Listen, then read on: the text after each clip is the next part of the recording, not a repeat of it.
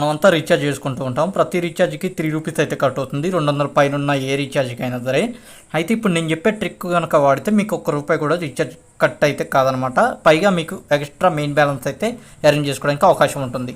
మీరు వచ్చేటప్పటికి ఇక్కడ చూస్తున్న ఈ యాప్ని అయితే నన్ను కాంటాక్ట్ అవ్వచ్చు. నా మొబైల్ నెంబర్ అనేది పక్కన ఇస్తాను. ఇందులో ఓపెన్ చేసి మీరు ఎంత అయితే రీఛార్జ్ చేసుకోవాలో ఆ రీఛార్జ్ అయితే కట్ చేయండి. 200 లోపు ₹100 పైనుంచి యాడ్ చేసుకోవచ్చు అమౌంట్. ఇందులో యాడ్ చేసుకున్న తర్వాత మీకు ఈ రకంగా వస్తుంది. ఫోన్పే ద్వారా సింక్ అవుతుంది. అమౌంట్ అనేది యాడ్ చేసుకున్న తర్వాత మీరు ఆటోమేటిక్గా రీడైరెక్ట్ అవుతుంది అనమాట. పిన్ నెంబర్ కొట్టిన తర్వాత ఆటోమేటిక్గా మనకి అమౌంట్లో యాడ్ అయిపోతుంది. ఇక్కడ మీరు చూడవచ్చు, నేను ఏం చేయట్లేదు. ఓకే, ఆటోమేటిక్గా అయింది. ఇప్పుడు రీఛార్జ్ అయితే చేసుకోవచ్చు. ఇక్కడ మీరు ఓన్లీ డిటిహెచ్ రీఛార్జ్లు అలాగే ఫోన్ రీఛార్జ్లు అయితే చేసుకోవడానికి అవకాశం అయితే ఉంటుంది. అలాగే పోస్ట్ పెయిడ్ రీఛార్జ్లు కూడా చేసుకోవచ్చు.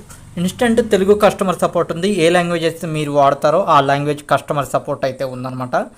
మీరు దీని ద్వారాగా మనీ ఎర్న్ చేసుకుంటూ రీఛార్జ్ కమిషన్ కూడా వస్తుంది. నేను నా అమౌంట్ అయితే ఎంటర్ చేస్తున్నాను.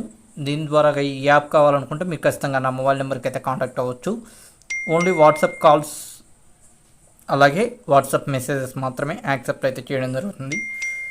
నార్మల్ కాల్ చేసినా కానీ అటెండ్ చేస్తాను, కానీ కాకపోతే ఆఫ్టర్ 8 PM తర్వాత అయితే కాల్స్ అయితే అటెండ్ అయితే అవ్వవు. మార్నింగ్ 6 నుంచి మళ్ళీ